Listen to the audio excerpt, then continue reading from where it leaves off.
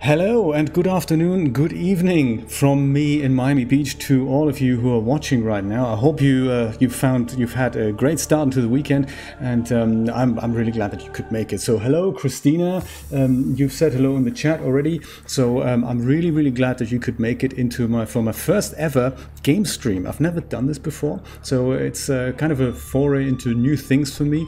And the way I had envisioned this is that a couple of people have asked me, could we have something of somewhat of a community that we can talk shop about 3D and just, give each other some encouragement and some suggestions. And I thought, that's where these live streams are really good for. So I was wondering if this may be a good place to hang out. This is less about the video game and the gameplay and more about the community building and just hanging out and spending some time together. So I've envisioned this to be kind of a nice place to hang out with one another, and while we're at it, we'll play a video game and have a look at how other people create nice 3D graphics. My wife is here with me, Julia is here, she's joining me on the chat. I've also got a little bot running. Rod is here. Hello Rod, how you doing? And hello to Independence, Missouri, I believe it was, wasn't it? So it must be about, if it's 4 p.m. here, it's like 3 o'clock in the afternoon for Rod, so that's exciting. It's 10 p.m. in the evening for Christina. This is a nice place to hang out. This is exactly what I had envisioned. I don't know if you've heard of this game that we're going to be playing today. It is SUBNAUTIca, and that is a game developed by an independent company called Unknown Worlds, I believe, and they've used the Unity game engine to do this. And Unity is known for its kind of 3D rendering, real-time rendering effects, and that's really what I'm interested in. So when I play a video game, I don't usually go out and meticulously have a look at how to kind of complete the game and how to finish the game. I'm really bad at that.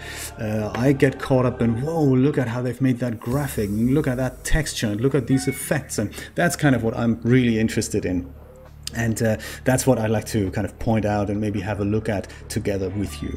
So I will be playing this not with a mouse and keyboard, which is something that you can do, of course, but I prefer to play games with a game controller. And this is it. This is my, whoops, you can't actually see it. There we go. That's it. This is my old Xbox 360 controller that I've brought in from the UK, and I've got a little USB dongle there, and SUBNAUTICA plays really well with the mouse and keyboard controls, but it also plays really well with the gamepad. So if you're playing this with a mouse and keyboard, then the A, S and D and W keys are for movement on the keyboard, mouse is for looking around, and I believe C is to swim up and space is to swim down. Probably the other way around, isn't it? Space is usually jump. Yes, I think space is going up and C is going down. And so these keys are also mapped on the game controller. Well, shall we have a look at what's happening? Let's go and get the story going. We're starting a brand new game with this, and we'll just see what happens, shall we? There we go. A brand new game. I've played this already, so let's go and start this. There's 4 modes that you can play. So survival is kind of the regular game mode in which you must find resources as well as food and water. And then there's freedom, which is something where these 2 elements are not happening. And then there's hardcore. This is really only for people who have lost their mind, really. So if you die once, then that's the end of the game. And that's one of those things that's not that easy to not die in this game. And then we have the creative, which is something where everything is already unlocked, and you can just go ahead and have a look at the game and build everything that's available. So the story will unfold in a moment. I will talk you through it. I've already started with Julia here a few weeks ago, and we're nowhere near complete with the game. So that's another thing. It'll take literally weeks and months for this to happen. I've picked this time slot, by the way, so that everyone in the world, as well as on the East Coast and the West Coast, can have a little look at this. And yeah, if you have any questions about 3D in general, if you want to talk shop, it's one of this is exactly why we're doing this. Let's hang out. Myst, yes, I remember Myst from a few years ago. I've never played it, Rod, but it's one of those games that that has been thoroughly recommended to me. I believe they've made a remake of that, kind of a new thing with updated graphics and all, like many of these video games these days come out with updated graphics. Press any button to continue. Well, let's just do that, shall we? What's that? Oh.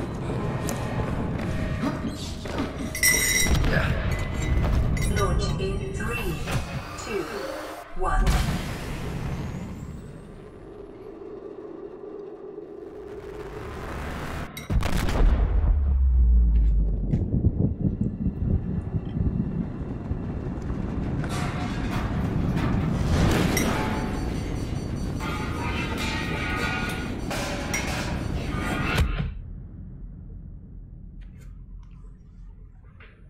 Terrible, a terrifying moment where we, the only player, have just crash landed on a planet that we'll find out in a moment what it's called. It's some number of interplanetary or intergalaxy travel possible, something like that. The game is set in about 200 years from now, and what humanity, I guess, goes further into deep space. And what just happened is our ship crashed. We, one of the few survivors, managed to escape in this escape pod here, which is now on fire. So that's not nice, is it? So yeah, this is where we were sitting. This is all broken. So let's go ahead. We've eliminated that fire. An optimal outcome. This PDA has now hear it okay? So oh, okay, I see my stream health is not good here.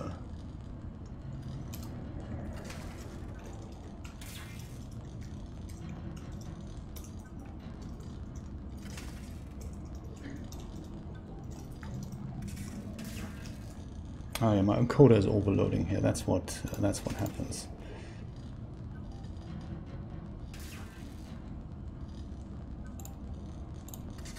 Oh, that's not so good, is it? Can I not? Can I change that to something like 6,000? Oh, I can do that on the fly. Can I? Come on, can you do it?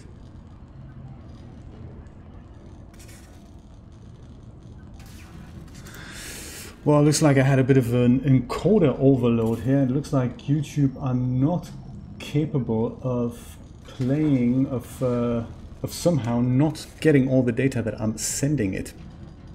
I'm having a look at my settings here. I'm lowering the bitrate a little bit. My encoder is now functioning okay, but YouTube, I believe, are still not as happy as they once were. There we go. Let me know if you can see me. What's your status? You can't see me either? That's a shame. Can you refresh that somehow?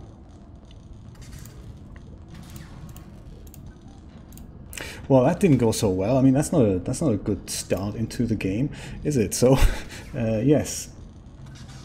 Let me know if you guys can see me now. I see myself very choppy. The issue is when I'm when I'm live with the stream, it's really difficult for me to change the settings there. So I've just had a message here, not just from YouTube, but also from my computer, that I'm obviously trying to do too much with the hardware that I currently have. So usually what I would now try and do is reboot my system. But if I do that, then I guess we're gonna lose that stream here. So yeah, let me know what it's like now.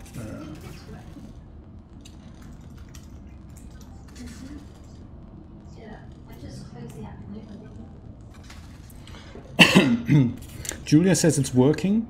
That's good news. I've reduced my data rate. I'm trying to give you a 1080p 60 stream, so that's just kind of borderline possible with the hardware that I have available. Live pick is back. Now it works fine. Okay, this is good news. This is really good news. You know, this is well, it's always one of those things. You try something new, and of course things go completely haywire. And did you rehearse this? No, not really. So there we go. Julia is happy. YouTube give me the big green button there. This is all thumbs up. This is okay. I think we're getting somewhere. So as I was saying, we're in this live pod, and it's all kind of scary. And we've just made sure we've extinguish the fire with the only item that we currently have of materials that are available, and some of them we haven't actually found yet. So filtered water, for example, look at that, it's still buggy, isn't it? It's still okay, so let's see if it kind of comes and goes. Maybe there's a way for me to lower the data rate even further, or I need to just quickly stop the stream and kind of reset everything so that we can that we give it a kind of a lesser data rate there. Thanks for sticking with me, guys. This is kind of new for me as well. The only streams I've done so far were test streams on Twitch, and they worked okay, but perhaps YouTube does indeed have an issue there. Yes, I can see my data rate is actually too high. That's coming out of my encoder, and I believe I can only change that